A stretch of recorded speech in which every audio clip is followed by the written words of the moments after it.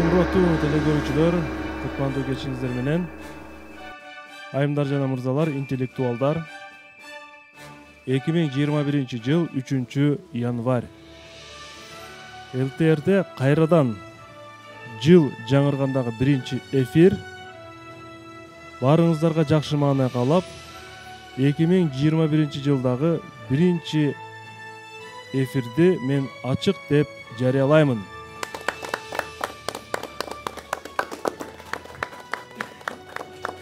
Быйылкы жыл баарыбыз үчүн ийгиликтүү, таза, оору суркулоодон узак болгон жылдардан болсун. Бүгүнкү оюнубуз адаттан сырткаркы, мындай эксклюзивдүү, уникалдуу оюн десек болот. Азыр эле өзүңүздөр байкагандай, бүгүнкү студиябызда Билерман Ордо клубундагы ойноп жүргөн билерман жигиттердин жана билерман кыздардын арасынан бири-бирин ушул жерде табышып, таанышып, баш кошкон жубайлардын оюнун сиздерге тартууламакчыбыз. Демек, бүгүн билерман жубайлардын оюну болмокчу. Анда эмесе, мен Ордого жубайларды ирети менен чакырууну баштаймын.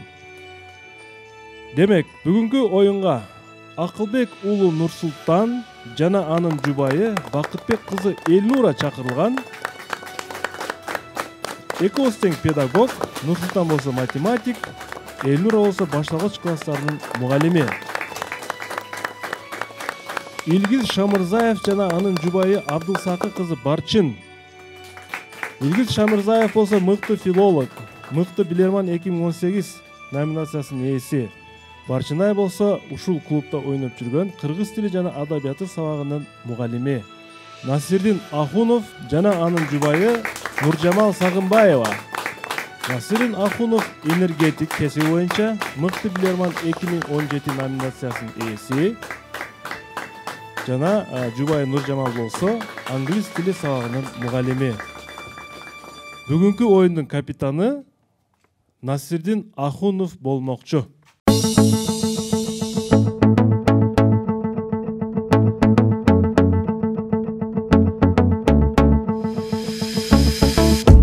Жубайлардан курулган команда дагы бир жолу кош келипсиздер.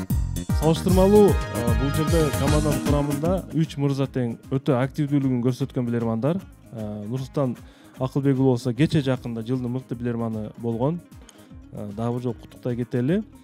Ал эми бүгүнкү оюнда биз атайын эксклюзивдүү бир сыйлык номинацияны даярдаганбыз. Бул жылдын мыкты билерман жубайлары деген.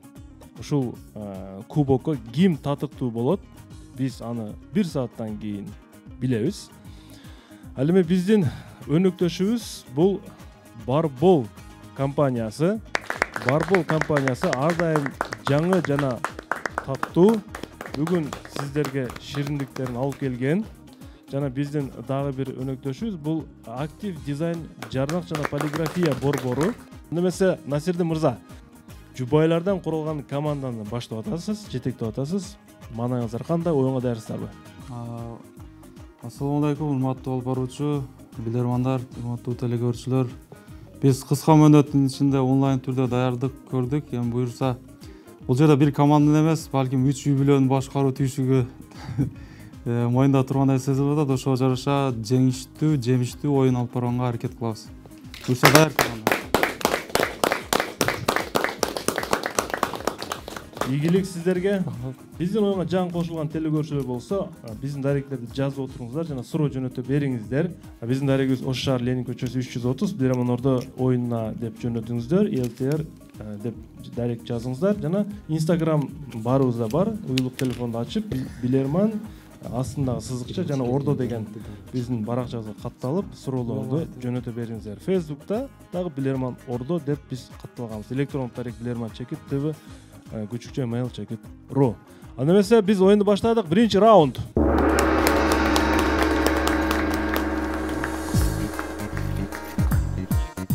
Ким канчанчы жылы ким менен таанышкан оюндун жүрүшүндө мен сураймын. Азыр болсо биринчи раундда кимдин суроосун ойнотобуз, ошону билели. Демек, жебеге карап алабыз. Бакыт Атакулов Канд шаарынын тургуну сиздерге каршы суроо берет. Кесип боюнча дарыгер.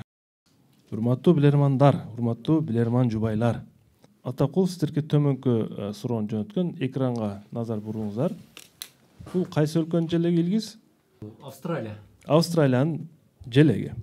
1908 жылы кабыл алынган желег ушул. Желектин көк түсү мамлекетти бардык тараптан океан каптаганын түшүндүрөт. Четте жайгашкан Улуу Британиянын желеги бул өлкө мурда Британияга баш ийгенин билдирет. Түштүк айкашынын топ жылдызы, топ жылдыздар көрүп турасыздар. Булар түштүк жарым жерде эң жаркыраган топ жылдызын билдирет. Ошол аймакта, ошол жакта. Ал эми жети нурдуу шериктештик жылдызы эмнени билдирет? Бул ошол чоң формада турат. Сиздерге суроо кетти минута. Жетиден эмне болот? Австралияга баралы бул. Жети менен чектешпей? Жок, бул океан, бул эң Жети бурчу ошол жакта эмес. дүйнөнүн 7 кереметинин бирөбү? Чолпон жылдыздар. Балким Австралиядагы опера болушу мүмкүн. Жок, ага Жетиге байланыштуу. Жетиге байланыштуу. Желеги жети жолу өзгөртүлгөн. Байланыштыралы. Жети балалуубу же кандай? Жок. Желек жети жолу өзгөргөн эмеспи? Президент, жылдызчамда жардырап сыймыктануудан Балким эме болгон эмеспи? 7-чи континент болуп эми азыр 6 бирок. Жок. 6-7 дагы. Австралия өзүнчө дагы материк да бирок. Олимпиада оюндарына тиешеси жокпу же кандай ма? Жетинчи жолу. Ал Жети деп атат да бирок. Бурункулар деле жети нур бар экен да. Жети. Бурункуларда деле жети. Бул эң чоң көлөмү. Бир үй бүлөдөгүлөр негиздеген бушун жети адам негиздеген. Жети адам. Жети мүчө негиздеген. Байрактын авторлору жетебиdir. Кайсы катыктуу Болушу мүмкүн. эме негиз жок бербейсиң. Ошо негиздегендерге токтолуп. Жети кереметтин бирөөсү. Насирдин мырза. Урматтуу алып баруучу, биринчи раундда жакшы топтоло албай калды окшойт пикирлерди. Элгиз мырза жооп бергенге аракет кылып берет. Австралия тууралуу көбүрөөк маалыматка ээ болгон адам буга жооп бериш керек негизи. Илгиз мырза. Урматтуу алып баруучу, саламатсызбы? Бул жерде биз жети нурду көрүп турабыз. Эми эң негизги чоң жылдыз деп атабыз. Анан биз команда менен ойлонуп ушундай жоопту uzatабыз. Балким ушул Австралияны негизле ошол жерди негиздеген ушул байракты негиздөөчүлөрдүн жалпы жети мүчөсү болгон деген мааниде. Желекти негиздөөчүлөрдүн курамы 7 адамдан турган. 7 адам. Мисалы бизде 5 адам негиздеген, аларда балким 7. Жооп кабыл алынат. Туура жоопту айтам. Австралиядагы негизги штаттарга бөлүнөт. Илгиз мырза. Демек, бул жерде 7 бурчтун 6-оосу, 7 бурчтун 6-оосу бул Австралиянын 6 штатын билдирет. Австралияда 6 штатты билдирет. Ал эми 7-чи бурчу бул башка келечектеги территорияларды билдирет. Мына ошон үчүн ушундай флагындагы символикалар коюлган. Биринчи раунд 1-0 телекөрүүчүлөр тарапынан. Биринчи раунд. Суроо ээси Бакыт Атакуловду биз куттуктайбыз. Улантабыз экинчи раунд.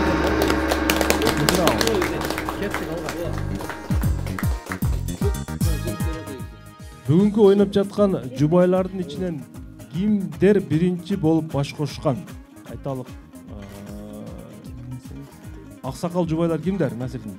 Урматтуу алып баруучу, Илгизден 226 күндүк чоң экен, ошого кыргыздын салтын жазылган мыйзамын колдоп, жогорку кеңеште да билесиз да, депутаттар спикер шайланганга чейин эң улуусу калпак кийип төрөгө Аксакалы сиз. Биз бүгүнкү оюнга гана капитандык кылып турайын, мындан кийин да ойнойбуз, буюрса башка капитан шайланат деп ойлойм.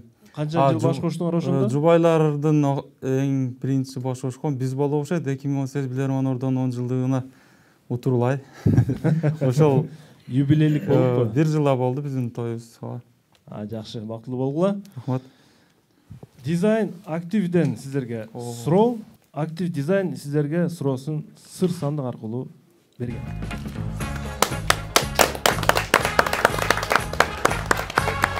Нечелишим мүмкүн.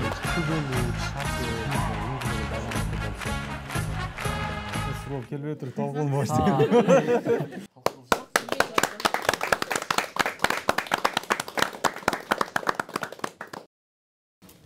Илгиздин жанында турат Нурсултан экоосунун. Илгиз 7-чи туюм эмне деп атат? Урматтуу алып баруучу, 7-чи туюм ичинде жесе болбой турган бир катуу предмет деп атат. Курсагыңыз ток экен, Урматтуу билермандар. 1797-жылы Англияда дээрлик бардык нерселерге салык салына баштаган. Салыктын түрү аябай көбөйүп кеткен. Керек болсо сандыкчанын ичиндеги буюмга чейин салык салынган. Логика ала турган болсок, ага салык салыш мүмкүн эмес. Бирок салык салынган. Ошондон кийин бул буюмдун саны азайып кеткен. Колдонуучуларчы. Анткени аны алып жүргөндөр жылына 5 шиллинг салык төлөш керек болгон. 5 шиллинг бул кымбат акча болгон. Бирок Британиядагы трактирщиктер булар билесиңер, баягы ичимдик саткан барлар болот. Мындай суусундук саткан, же болбосо мындай пиво саткан, ушундай барлар болот. Ошолорду трактир деп коет да. Ошол жерде иштегендер ушул нерсени өздөрүнүн мекемесине дароо орното коюшкан. Муну менен ошол нерсени көрүү үчүн кирген адамдар сөзсүз трактирге кирип, ошол эле учурда трактирщиктердин кардары дагы боло алган. Сыр сандыктын ичинде эмне бар? Минута кетти. Урматтуу алып баруучу, мөөнөт номурда жооп даяр. Ким жооп берет? Сырдык сандыкчанын ичиндеги нерсе бизде бир Илгиз Шамырзаевда гана бар экен, ошол жооп берип берсин. Илгиз. Менде мындай маалымат бар, ошол учурларда адамдар кол саат тагып жүргөн дагы, анан ошол саат тагып жүргөндүгү үчүн аларга салык салынган. Ал эми ошол мекемелерде саатты илип койгондуктан адамдар көп учурда саатты кароо үчүн ошол мекемеге киришкен, бир эле учурда анан мекеменин ишмердүүлүгүнө дагы жакшы жемиштерди алып келген. Сандыкчада саат бар. Жооп кабыл алынат. Көрөлү. Курсан. Балким шакекчи. Сандыкчанын ичинде эмне Yes! Жооп туура. Эсеп 1-1 жана бүтүндөй 1 минутта команданын үнөмүндө калды. 3-чү раунд.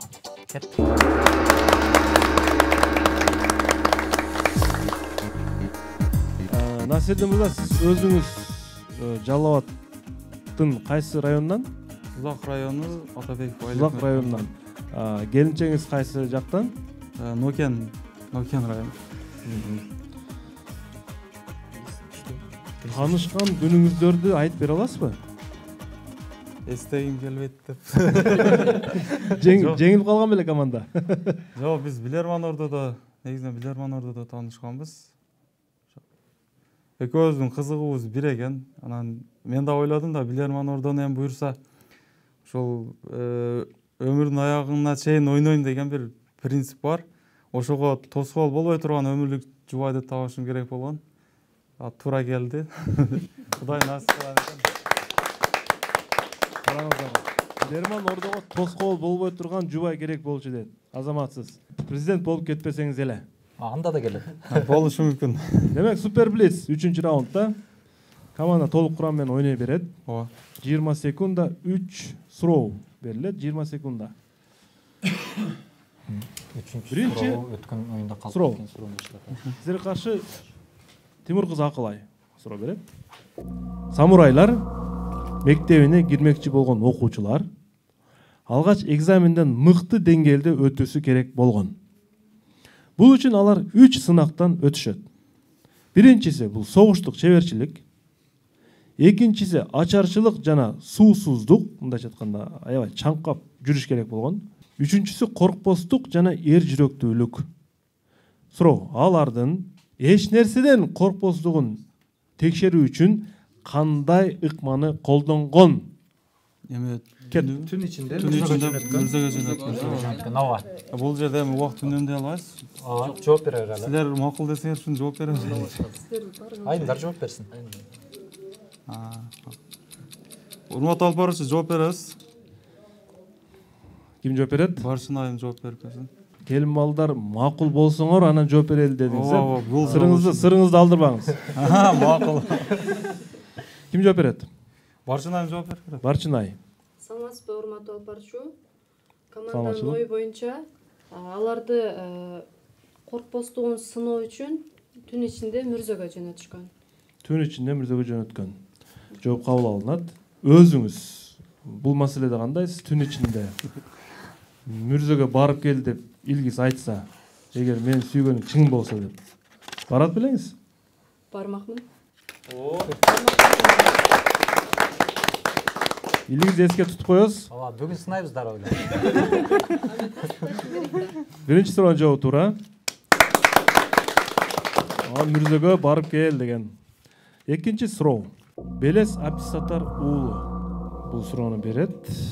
1994 Индияда бул нерсеге тыюу салган мыйзам кабыл алынган жана бул нерсени бузган дарыгерлерге мыйзам боюнча жаза колдонулган. Себеби аталган мыйзамды бойдон алдыруунун, аборттун алдын алуу максатында кабыл алышкан. Бул нерсе бизде учурда мындай көрүнүштөр бар. Индия бийлиги эмнеге тыюу салган? 20 секунд кетти. Жакшы. Бүгүнкү күндө Кытайда деле бар. Кытайда деле бар. Күтүп аткандар кыз болсо алды беришим керек. Бир вариант тагы. Жок, Кытай. Дагы кандай вариант болчу? Ооба. Жок, негизи жакшы вариант. Негизи жакшы вариант. Башка вариант башка. Бул Кытайда. Ооба, туура, мындай. Индияда деле калктын саны боюнча алдыңкы орундарда да аларда деле чектер болушу мүмкүн. Насирдин. Урматтуу алып баруучу Нурсултан мырза жооп берип көрсүн. Ал версиясы жагып турат. Нурсултан. Урматтуу алып баруучу, Кытайда ушундай бир маалымат уккандаймын, балким Индияда деле калктын саны көп. Аборттун алдын алуу максатында аларды УЗИге түшүүнү тыюу салган. Же болбосо ошол алдын ала баласынын жөнүндө маалыматты билүү врачтарга билип берүүгө. Тагыраак кандай баласы жөнүндө кандай маалымат? Балким жынысы кыз же уул экендигин билип, ошол врачтар ага айтууну тыюу салган. Экинчи суроонун жообу да туура. Индияда дагы кыз балалуу болууну жактырбаган үй бүлөлөр көп экен. Ошондуктан УЗИге түшкөндө айта албайбыз, бирок түйүлдүк бар деп жөнөтө берген да, ушундай. Үчүнчү акыркы суроо. Команда 1 упай алат, эгерде бул суроого жооп берсе. Адилхан Каримов, Сузак районунан сизерге каршы суроо берет. Урматтуу билермандар, дүйнөдөгү белгилүү футболчу бир нече алтын топ сыйлыгынын ээси Криштиану Роналдонун мурдагы мамиле кылып жүргөн бийкечи Ирина Шейк жөнүндө суроо. Булар чындыгында мамиле кылып жүрүшкөн кыз жигит катары жана буларды көргөндөр үйлөнүшөт экен деген да ойго барышкан. Бир күнү Ирина Роналдого минткен. Интернетке тараган бул маалымат. Эмне үчүн сен көптөгөн номинация тапшырган жерлерге, кечелерге менден көбүрөөк апаңды алып барасың дейт. Анда Роналдо айтат: "Мен сени үйгө калтырып коюшум мүмкүн, бирок апамды эч качан таштабайм, сен туура түшүн" дейт. Ушундан кийин экөөнүн мамилеси токтогон. Эртеси Ирина Шейк өзүнүн Инстаграм баракчасына кандайдыр бир сөздөрдү өзүнүн катталуучуларына кайрылып жасайт. Кыска убакыттын ичинде Иринанын миллиондогон катталуучулары катталуудан мындайча айтканда баш тартат. Отписка. Эми сиздерге суроо. Эмне деп жазышы мүмкүн Ирина Инстаграмга кетти? Эми сен барбайсың деп коюп атат. Канткен күндө да мен энем. Жок, Роналдонун өзү апасы барбы? Бар. Апасы. Кедейчиликте чоңойгон буларчы. Кедей болгон. Иринаны жазганы Кыз жазып атат да. Кыз жазып атат. Эмне үчүн адам баш Ал мен ушу негатив жазганда негатив жазганда Сүйүүдөн энени бийик койду. Жок, энесин тандады. Мен да эне Бийик койду. Убакыт аяктады. Сүйүүдөн дагы эне. Илгиз Шамырзаев жооп берет, урматтуу көрөчү. Илгиз Шамырзаев, Ирина Шейк Инстаграмга эмне деп жазган? Миллиондогон катталуучулар андан чыгып кеткен ошо сөзүнөн кийинчи. Урматтуу алып баруучу, бул экөө баш кошо электе болуп жатат да. Баш кошо элегин эске алган абалда Ирина Шейк төмөндөгүдөй бир билдирүүнү жазышы мүмкүн. Балким Роналдо ушунчалык күчтүү оюнчу болгону менен ал өзүнүн сүйүүсүнөн энесин бийик койду деген маанинде. Цитата катары айта аласызбы? Мунугундай цитатаны жазган болушу мүмкүн деп. Сүйүү курмандык талап кылбайт, талап кылат. Сүйүү курмандыкты талап кылат. Жооп кабыл алынат. Мен туура жоопту айтам. Караңыздар. Эмне үчүн миллион адам чыгып кетти, мындан катталуучу болгон миллион адам чыгып кетти. Минтип атат булчу Ирина Шейк. Кимде ким мени Роналдонун аялы катары тааныган үчүн жазылып жүрсө, катталып жүрсө, анда баш тарта берсе болот менден деген. Демек, кимде ким аны ушундай ойдо жүргөн болсо, анда ошолор баштарсын менден подпискадан чыгып кетсин деген. Миллиондогон адам чыгып кеткен. Ошондон кийинчи 3-чү суроону тилекке каршы Илгиз мырза алдырып койдуңуз. Жана эрежеге ылайык бул раунд жалпысынан телекөрүүчүлөргө берилет. 2 суроону бирок таптыңыздар. Эсеп 2-1. Адилхан Каримов Сузак район тургуну.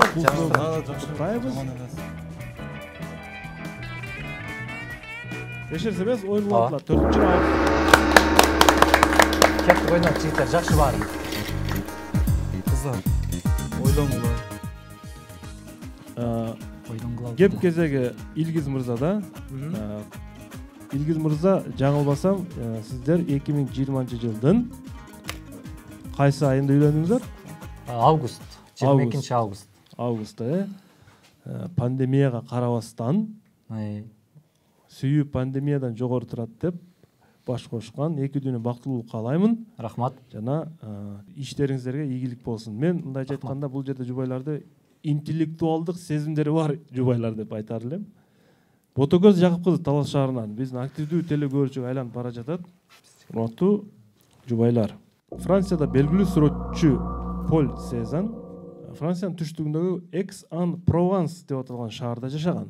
Бул сүрөтчү 18-кылымдын аягында 19-кылымдын башында жашаган. Ал эми аялы менен уулу Франциянын борбору Парижде жашоону туура көрүшкөн. Кызыгы Сезан үй бүлөсүн сагынганда жана алардын жанына келишин каалаганда кандайдыр бир иш аракетти жасабай койгон. Үй бүлөсүн сагынганда жана алардын жанына келишин каалаганда ушул иш аракетти кылбай койгон.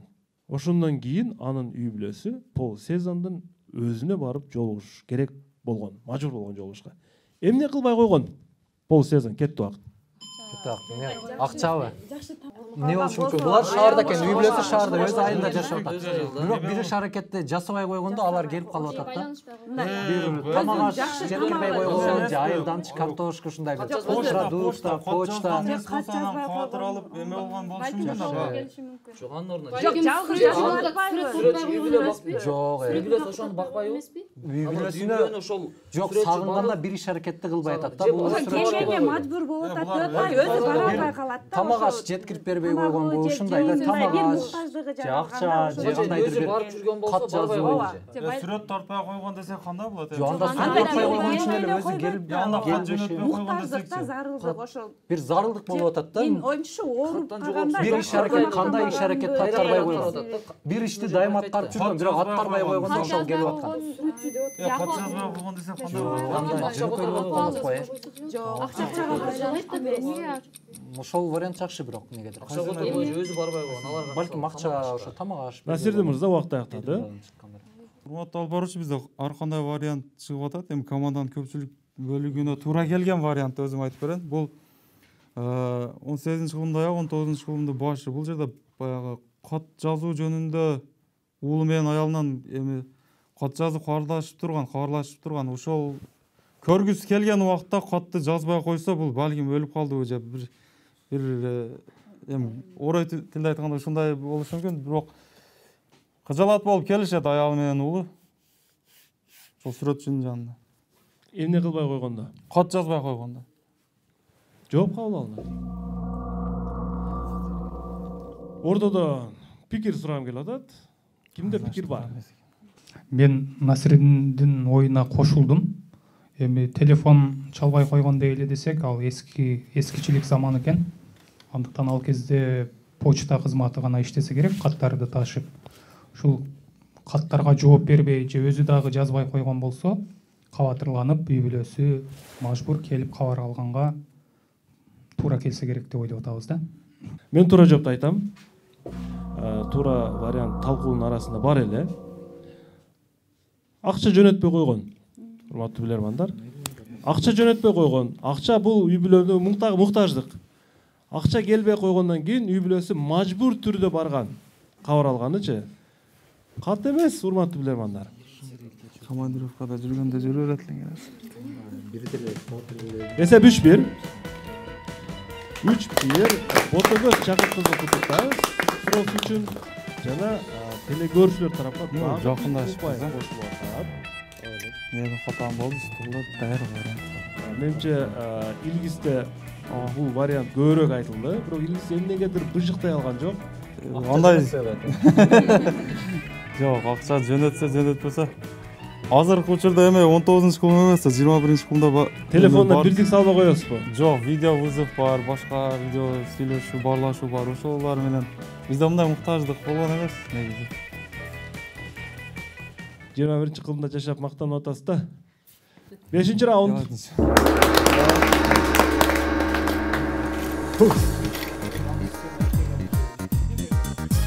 Ошо Банк система иштеген эмес. Акчаны кимдир бирөө баягы каттайт да, транспорт бар, башка бар дегендей акча жөнөтүп турган да. эле. Ошол каттын ичинде акча болгондо анда мен туура демекмин. 5-раундда ким ойнойт? Баяман Топчубаев. Санкт-Петербург шаарында мекендешибиз, ошол жактан силерге суроо жөнөткөн. Барчынай Илгиз менен канчанчы кимдин оюнда таанышкансыз, эсиңиздеби? Оюнга сиз башка команда менен келгенсиз, же Илгиз менен чогуу келчиңизби? Эртип келген Илгиз агай болгон негизинен. Анан башка командада ойнойт. Акыркы сиз Сорон мырзанын командасында ойнодуңуз, акыркы оюнда. Урматтуу жубайлар, Төлөгөн Касымбековдун Адам болгум келет чыгармасынан үзүндү ким окуган? Аудиосун уккам. Байбатча бир күнү акылмандын алдына келип мындай дейт. Байбатча бул байдын баласы дегенде. Атам эртеле алжып калды.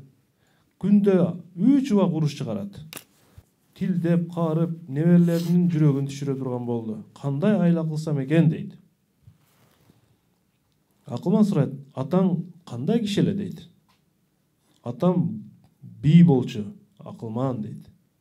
Мурда бий болчу дейт. Байбатчанын сөзүн уккан Акылман мындан ары бул баланын Байбатчанын атасын тегирмен куруп берип, ошол жерге ишке орноштурууну буйрат. Натыйжада Байбатча мурдагы жагымсыз көрүнүштөрдөн кутулат. Эми сиздерге суроо. Эмне үчүн ал жерге тегирмен куруп ал жерге иштетүүнү буйрду атасын? Кеттими? Урматтуу алып баруучу жооп даяр. Илгиз Шамырзаев жооп берет. Илгиз. Урматтуу алып баруучу, эми кыргыз тилчи катары бул суроого жооп бербесек уят. Себеби бул Төлөгөн Касымбеков өзүнүн көптөгөн чыгармалары менен белгилүү. Ал эми бул Адам болгум келет деген чыгармасында Төлөгөн Касымбековдун ушул чыгармасында баягы мурун хан болгон, кийин хан болбой калгандан кийин бул үй бүлөсү менен башка адамдар менен чыр-чатыкка көп барган. Ал эми тегирмен куруп берген учурда ал кайрадан элге буйрук бере баштаганда, мисалы сен эртең кел, бүгүн тегирмен бош эмес, же бир аз күтүп тур деген буйруктарды бере баштаган, анан кайра калыбына келген. Жооп туура. Мурдагы мүнөзү калбапты, ушул менен атаңдын мүнөзү кайра бир калыпка келет. Силерге оңго чыр-чатак азаят деп данышман кеңеш берет. Жана бул кеңеш өзүнүн туура дагы 1 мүнөттө команданын үнөмүндө калды. 6-раунд.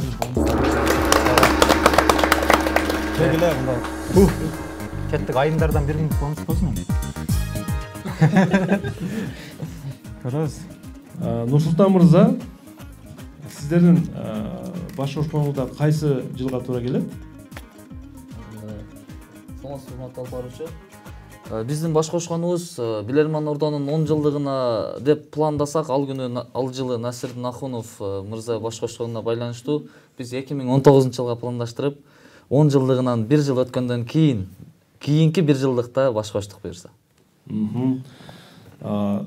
Клубда таанышкансыздарбы? Оюнда кайсы командада ойночу келинчегиңиз? Буга чейин тааныш болуп жүрүп, клубда Насирдин Ахунов айтмакчы, бири-бирибизге көнүү, башка интеллектуалдык жактан бири-бирибизди колдоо бар экендигин Сорон мырзанын командасында ойноп жүргөн учурда, ошол учурда баш кошконбуз, ошол жылы. Интеллектуалдык сезимдер пайда болгон. Ооба. Кимдин суроосун? Максат Жорокулов, Ош шаарынын тургуну, адвокат. Мен суроосун окуйм. Урматтуу жубайлар, кыргыздардын тарыхында бой жеткен кыздарды турмушка даярдоо ыкмаларында ар түрдүү көрүнүштөр бар. Бирок басындуу көрүнүштү айта турган болсок, кыздарды тебете менен бир уруп, эгер жыгылбаса, демек ошол кыз турмуш курганга даяр деген ойго келишкен. Демек бул бакубат экен, ден соолук чың экен депчи. А бүгүнкү күндө биз кандайча билебиз кыздын турмушка даярдыгын? Эмне аркылуу билебиз? Жаш да, Кыргыз Республикасынын мыйзамына ылайык 18 жаштан паспорт алгандан паспорт. Ошол эле. Бул адвокат болсо, адвокат болгондон кийин эмне кылат? Уйсагандан эмеспи? Уйсадыр көрбөй атпайбы? Жок. Паспорт эле мисалы эрте турмушка чыгып кетсе арызданат, эрте турмушка чыгып кетсе арызданат, анан бул адвокат мыйзамга ылайык 18 жаштан кийин чыгышы керек. Паспорту болуш керек. 18 же 16бы? 18. Ооба, болбойт. Тыюу салган. Эме паспорт десең азыр 16 жаштан да берет. Адвокат экенин эске алган учурда мыйзамга таянып айта алам да. Бирок тарыхында бул адвокат өзү иш алган экен да, андан башкача. басын жасап коюп атабыз да. Андан башка жактан берип салар. Азыр кандай окууга тапшырбай койгон, анан Казан аяк университетине тапшырган. Дагы кандай вариант? жеңилеринен суроо, вариант кошуналардан суроо болуп жүрбөсүн балким. Бирөө сурамчылык, жумчулук сүрүштүрүү. Бир ыкма менен билген деп атат да. Ушуга окшош. Насирдин мырза, Урматтуу алып баруучу эме. Урматтуу алып баруучу Барчынайым жооп берип берсин. Барчынайым. Урматтуу алып баруучу, команда менен келишип, суроо берүүчүнүн иштөө тармагына жараша төмөнкүдөй жооп, кыздардын ошол турмушка даяр экендигин жашына карап билет деп жооп беребиз. Мыйзамга таянуу аркылуу 18 жаштан жогору никеге турганга мүмкүн деген маалыматка таянып атабыз. Демек жашына карайт деп эсептейсиз. Сиз өзүңүз канча жашта турмушка чыктыңыз? 24 жашында. 24 жаш. Демек жооп кабыл алынат. 18 жаштан кийин гана турмушка даяр деп эсептейбиз деген жообун айтты Барчынайым. Туура жоопду айтам. Кыргыз Республикасынын үй-бүлө кодексинин 14-чү беренесине ылайык нике курагы 18 жаш деп белгилегендиктен биз 18 жашты турмушка даяр курак деп билебиз. Жооп туура. Эсеп 3-3. Азамат. Команда тилөгөрсүлөр менен теңдеше баштады. Жубайлардан куралган команда. Болду эми, алты. Oyun uzantılат, 7-ci raund. 7-ci raund. Суроо деле вариант бар эле болгон алдырып койдум.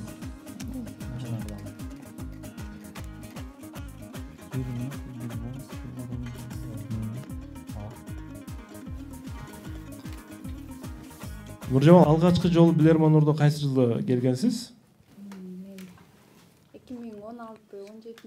2016 жылы, Арген Шерматовдун командасында. Кимдин суроосу? Зарина Эркин кызы Кара Суу районунун тургуну силерге каршы суроо берет. Адам жашоо сыноолорунан өтүү үчүн көптөгөн кыйынчылыктарды башынан өткөрүүсү керек дейт. Бизде адатта бул күндөргө жеткенге чейин бул баштар канча жолу урулбады деген бир эл арасында сөз бар. Филиппиндиктерде ушул эле сөздүн башкачараак айтылышы бар. Ал мындайча экен. Бул адам анын соккусун жей берип бышып кетти. Суроо. Филиппиндиктер эмнеге минтип айтат? Урматтуу алып баруучу жооп даяр. Ой, азаматтар ким жооп берет? Илгиз жооп берсин. Илгиз. Бирдей вариант чыкты бирок. Урматтуу алып баруучу, негизи Насирдин мырза көзүдөн бирдей эле чыкты, бирок Насирдин мырза мага мүмкүнчүлүк берип атат. Мен ойлоп жатам, бул кокостун соккусун башына түшө берип, анын соккусун канча жолу көрдүк деген мааниде. Жооп кабыл алынат. Барчынай, Илгиздин оюн колдойсузбу? Туура эле айтты деп ойлойсузбу? Туура айтты деп ойлойм, анткени даярдыкта бар болчу. Андыктан Колдойм. Колдой көрүңүзчү. Эсеп 4-3 жол тура. Эгерде кокос чындыгында адам башына түшө турган болсо, адам оңбой калат. Ал адам оңбой калат. Кокостун салмагы бийиктиктен түшүшөт. Сулейманда бир упай алдыга чыгып атат жана биз ойноп атабыз 8-чи раунд. Урматтуу телекөрүүчүлөр, бүгүн 3-январь жана биздин клубда жубайлардан куралган команда ойноп жатат. Мен дагы бир жолу тааныштыра кетейин. Команданын капитаны Насирдин Акунов жана анын жубайы Сагынбаева Нуржамал, команда мүчөсү Илгиз Шамырзаев жана анын жубайы Абдылсакып кызы Барчын, Акылбек уулу Нурсултан жана анын жубайы Бакытбек кызы Элнура. Мына ушул 3 жуп бүгүн биздин ордодо ойноп жатат. Азырынча эсеп 4-3. Жана кимдин суроосу келди? Талайгүл Көбөнова, Нарын шаарынын тургуну, силер каршы суроо берет. Талайгүл Көбөнова. Бул телекөрүүчү фото сүрөтүн жөнөтпөптүр, бирок биз суроосун кабыл алдык. Урматтуу жубайлар, сиздерге бул төмөнкү фото суроону жөнөтүптүр. Сиздер көрүп турган скульптураны Джейсон Тейлор аттуу сүрөтчү жасаган. Ал британиялык сүрөтчү дүйнөдөгү биринчи суу астына скульптура паркын жасаган сүрөтчү катары белгилүү. Урматтуу билермандар, бул скульптураларга назар салып, Джейсон Тейлор адамдарга эмнени жеткиргиси келген? Кетти минута. Не болушу мүмкүн? Атпы тиги? Атка деле окшойт башка. Баягы аватар сыяктуу. Шланга сыяктуу же болбосо сууга салып турат. Эки аттын кармандарга басым жасайлы, бир карман кетип жатат, эки карман бул жака, үчүнчү карман ары көздөй кетип атат. Мына кызга окшоп жатат, мына эркек бала. Дагы эмне эле? Менде мындай ой болуп атат, адам дүйнөгө келет, анан алдыга жылат, жашоосу уланат, башкошот, балким акырында өмүрү түгөйт. Көйгөдө дегенби? Кыска дегенде, өмүр кыска, мына жалгыз. Кыска деген мааниде балким. Анан биринчи аттардын башы неге сууга да. Бирок мына башы. Бирок башы мындай кыйрат карап кандай болот экен? Түбүндө экен. Жок, бул ат деле атка деле. Аттын башына маани Үй бүлө тууралуу наркысы кызга окшош экен го, кыз менен бала баш көтөрүлгөн. Эки өтөн кыз болсо, анан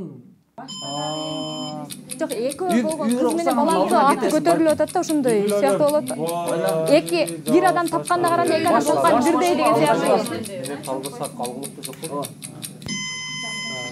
Убакыт бүттү. Отуруңуз. Нурсултан мырза жооп бергөнсүң? Нурсултан. бул жерде эки аттын башы көтөрүлүп турганын, анан эки аттын төмөн жакта суунун астында турганын көрүп атабыз. Чоң Аттын башы адаттан тышкары көрүнүштө, мен таң калып атканым ошол болуп атат. Жооп бериңиз. Үй бүлөдө мисалы үй бүлө кургандан кийин улуулар ошо жаш балдарга мисалы кийинки аттар суунун астында турат, суунун астында өзү дем албаса дагы, балким наркыларды биз шланга сыяктуу дем ала тургандай бир эме коргоп атабыз. Ошол жаш балдарга жардам берип, аларды багып, аларды алдыга сүрөп атат да. Башка айтканда жолду ошолорго мындай өткөрүп берип атат. Жооп кабыл алынат. Семетей, сизде пикир жокпу? Кошумча? Биз дагы ойлонуп турдук бул жерде. Анан мен оюма сүрөттү көргөндө эле нефти суудан алынат, деңизден алынат дегендей ой келди. Анткени аттардын башы ушул нефтини сүзүп ала турган бургулоочу. Ооба. Бургулоочу ошол бул оңойчулук менен алынбайт. Аны этиятта биштегиле, үнөмдөгүлө сарамжалдуу пайдалангыла деп атабы дейм да. Түшүнүктүү. Эми сиздерге картинанын дагы бир көрүнүшүн көрсөтөйүн. Семетей мырза айткандай, нар жактагы аттардын башы, нар жакта эмес, бер жакта аттардын башында деле нефть бургулоочу атайын техника кошогон бир скульптура кылып жасаган да. Караңыздар, нефть бургулоочу техника жокпу мен кетип калдым. Бул жерде Джейсон Тейлор эмнени айткысы келип атат? Экологиялык катастрофанын алдын алууга чакырып атат. экологиялык катастрофаны алдын алууга чакырып атат. Бер жакта эки бизнесмен, булар нефтини казууга кызыктар болгон бай бизнесмендер, а бирок аттын үстүндө ортодо отурган кичинекей бала менен кыз, булар келечек муундар. Буларга таза экологиялык коомду калтыралы, нефти деп эле байлыкка умтула бербейлик деген ушундай бир логика жатат, урматтуу жубайлар. Теңге каршы жооп туура эмес, жана бир упай телекөрсөргө кошулат. Талайгүл Көбөнова Куттас, Нарын шаарынын тургуну, жана эсеп кайрадан 4-4 болуп телекөрсө билермандар менен теңдешти. 9-чы раунд. Эле, докторчу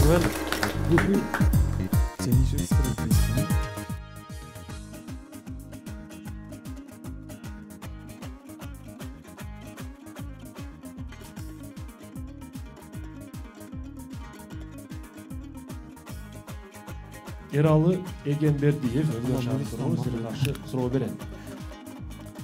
Биз мыкты жубайлар деген номинацияга бир 3 критерийди койдук. Ал жерде бул жерде мына Семетей мырза көңүл бурушуңуздар керек сиздер. Активдүү, динамикалуу талкуу жүргүзгөн жубайлар биринчи критерий, экинчиси туура жоопту көбүрөөк берген жубайлар, жана үчүнчүсү кандай эле Илгиз мырза? Балалуу, көп балалуу болом десе келечекте. Көп балалуу болуу ниетиндеги жубайлар. Илгиз мырза, сиздерде канча балалуу болуу ниети бар? 4. Мен максимум 15ке чейин деп жазгам. Ооба, эми 4 деп атабыз, бирок эми жашоодо эмнелер болот, алдыда көрүп жатабыз. Насирдин мырза, көбүнчө, көбүрөөк. Ниетке жеттиңиздер. Насирдин мырза, сиздерде кандай ниет? Эми ниетимди айтсам, Илгизден ошкандай болбосун. Азыр 5 дебен, бир кызыбыз бар, дагы 4 болсо. Деп турабыз. Нурсултан, сиздердечи? Кудай кааласа, Кудайым беришинче. 15, 10. Канча берсе ошончо, Кудай кааласа. Үчүнчү критерийге Нурсултан туура жооп бергендей болуп атат. Чектеген жок. Мен болсо Эралы Эгенбердиевдин суроосун окуйм. Урматтуу билермандар. Португалиялык футбол калысы Жозе Абендолага күтүлбөгөн жерден белгисиз каттар келе баштайт. Келген каттарда эгерде ал футбол талаасына келүүнү токтотпосо, анда аны токмоктоп салышарын, ал турга өлтүрүп салышары тууралуу жазып коркутушкан. Ушундай коркутуу каттар келе баштайт. Жозе Абендола полицияга кайрылууну чечет. Кызыгы тергөө иштери жүргүзүлүп, бул каттардын автору табылган. Сиздерге суроо. Ал каттарды ким жазган деп ойлойсуздар? Абендолага. Минута кетти. Эмеспи, аял эмеспи, болду эми футбол токтот деп туруп аялы. Жок, бир эле адам да. Ким деп атат, жалгыз адам. Бир автор эмес, жалгыз ким эмес. Автор деп атат да, мисалы. Автору деп атат. Автору дегенде Аялы судья башка судьялар секандан бир нече адам ким жазат. Бул футболго кетип калып атат да. Бир нерсе болуп атат да. Үй бүлөгө убакыт бөлбөйм, балким ошол футбол. Португалияда баласыбы үй бүлө мүчөсүнүн. Да, кандай бар я, бул версия. Каршылаш командалар, тренерлер. Жок, каршылаш команда десек, алар жана болса керек бирок. Ошол Жозе Абендолага калыс чыгарса мисалы. Эгерде футболго келүүнү токтотпосоң өлтүрүп салышы мүмкүн, токмоктойбуз деп коркуп калат. жок, бирөөлөр аркылуу ошону эсеге кылдырган. Полиция кайрылганда автор бир адам болуп чыгып атат да. Же бул тренер дей турган болсо, көңүл буруш азыраак детский иште жүрө бербей деген сияқты. Мисалы мен билерман орду жүрө берсем ошентет ма? Үйдөн чыгып макул ал Насирдин ким жооп берет? урматтуу алып баруучу, өзүм жооп берип көрөйүн. Муну өзүм мөөнөтүнөн мурда жооп бергенди кааладым, бирок бизде 2 минута бар, ошон үчүн убакытты колдондук.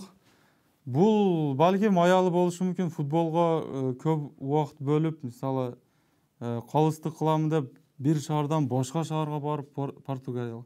Үй бүлөсүнө азыраак көңүл буруп калган болсо, кам көрбөй калган болсо, ошого аялы башка бир адамдарды жалдап кат жаздырган болушу мүмкүн. Эгер майданды таштабасаң, футбол талаасын сени деп коркуткан болушу мүмкүн.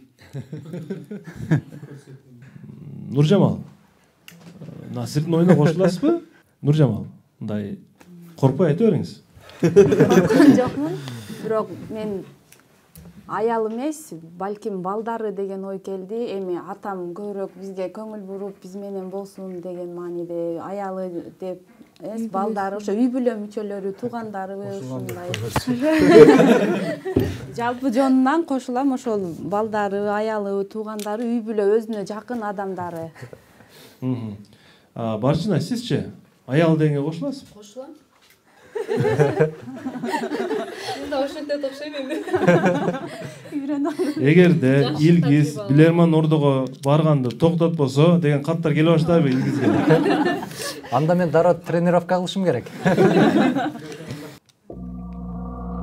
Жозе Абендоланы коркуткан каттардын автору өзүнүн аялы болуп чыккан. Молодец. Жоп туура. Билинбегене бул жерде эсеп 5-4 Билермандар кайрадан алдыга чыккан, бирок оюн улантылат. 10-чу раунд. Айтыңыз,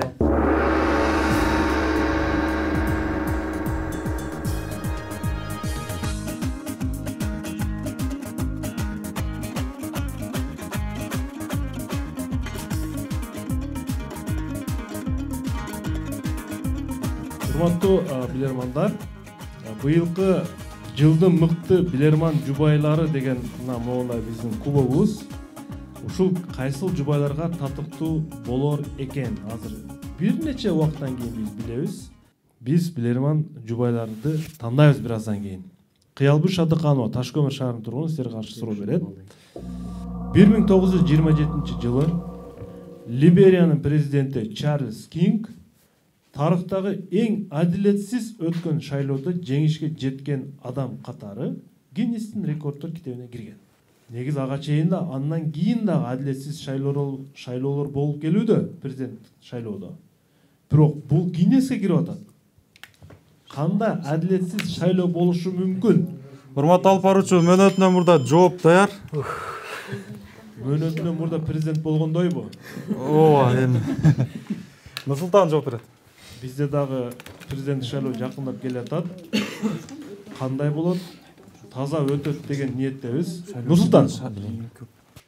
Урматтуу алып баруучу, бул Либериянын президенти 1929-жылы өтө 27-жылы өтө акылга сыйбаган бир эреже бузууга дуушар болгон. Ал мамлекетте мисалы элдин саны өтө эле аз, мисалы 15 миңге жетпеген эл болсо, аны бул мисалы 500 миңдей адамдын шайлоосун алды, же болбосо 15 миллиондун 400 миллион адам мени шайлады деген жыйынтыкты берген. Шайлоочулардын санын көптүгү менен айырмаланган дейсизби? Өтө көбөйткөн, почти 10 эседей көбөйтүп салган. Бул сиздин жообуңуз? Ооба. Тагыраагы 15 миң шайлоочу болсо, добуштар 234 миң болуп кеткен, урматтуу билермандар. Мынакей адилетсиз шайлоо. Жооп туура. Мына ушинтип бүгүнкү оюн, биринчи оюн 2021-жылда 6-4 эсебинде билерман жубайлардын жеңиши менен аяктады. Куттуктайбыз.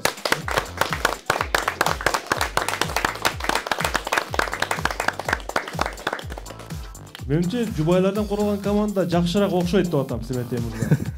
Кайсы бир деңгээлде? Окшойбуз эми баары. Ушинтип аяштар дершип келет окшойбуз. Аяштар жардамга келбей деппи? Болбой калды бул жагы. Көрүүчү катарында. Семетей мырза, оюн тууралуу сиздин оюңуз жана сиз магистр катары мына бүгүнкү оюнда кайсы жубайларды активдүүрөөк болду деп эсептейсиз жана бул кубок кимдерге татыктуу? Өтө чоң жоопкерчилик жүктөлдү. Мыкты жубай, мыкты жупту аныктоо жүктөлүп атат. Андыктан мен мүмкүн болушунча калыс болууга аракет жасаймын. Мына азыр алдыда телекөрүүчүлөр өздөрү деле көрүштү, оюнга көбү болушту. Бул жерде негизи бардык 3 жуп эле активдүү катышты. Бирок арасынан биз ушул Илгиз мырзаны жубайы менен бүгүнкү оюнда мыкты деп мыкты болушту деп таптык. Буга менимче көрүп турган биздин ушул билермандар деле кошулса керек деп ойлойм оюма. Илгиз мырзанын ушул бүгүнкү күнгө чейин бир нече китептерди жазып, изденип ар дайым окуп жүргөнүнүн натыйжасы деп билебиз. Мындан тышкары Илгиз мырзаны биз ушул клубтун дагы эң активдүү мүчөсү катары тааныйбыз. Мындан мурунку оюндарын эске алганда дагы бүгүнкү оюнда Илгиз мыкты. Рахмат оюңуз үчүн. Демек, ушул пикирлерди эске алып, мен өзүм дагы алып баруучу катары бүгүнкү оюнда өздөрүнүн мыктылыгын көрсөткөн жубайлар булар Илгиз Шамырзаев жана анын жубайы Барчынай болушту.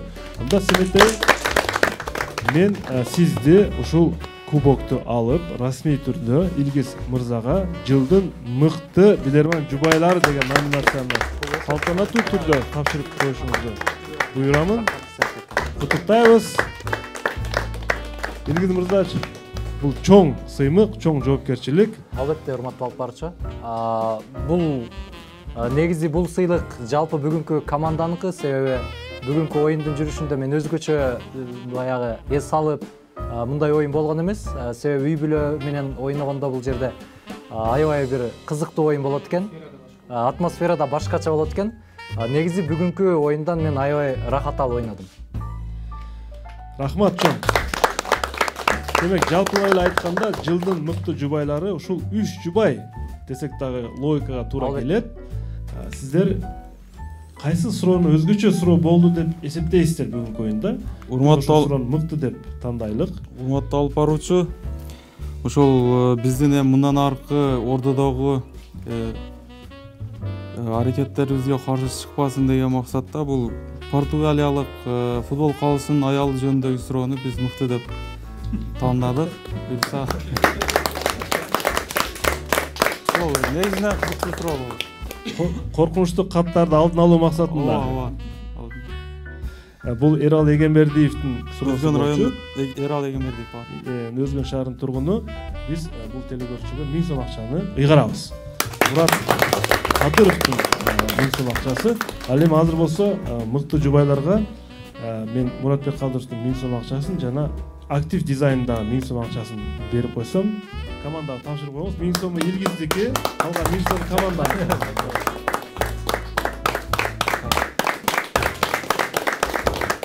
Урматтуу алып баруучу, оюн жөнүндө кыскача көп эмес. Албетте. Эми эл тараса элсинчи демекчи, бааны эл телекөрүүчүлөр, көргөн билермандар берет. Жеке өзүбүз үчүн өтө сонун оюн болду, динамикалык. Анан атайын биздин Жалал Абадтагы билермандар тобу атайын бизди колдоп, жарымы калып кетишти. Жарымы бул жерде келди, аларга да терең ыраазычылык билдирем. Колдоп келишти. Анан айтайын деген бүгүнкү оюнда капитан маселеси өтө оор болду. 6 билерман биригип капитанды шашылыш түрдө шайлап алдык, бирок негизи жеңдик. Бул жагы сүйүндүрөт. Анда эмесе биздин өнөктөшүбүз Барболдун шириндиктерин тапшырып койсок. Барбол торту.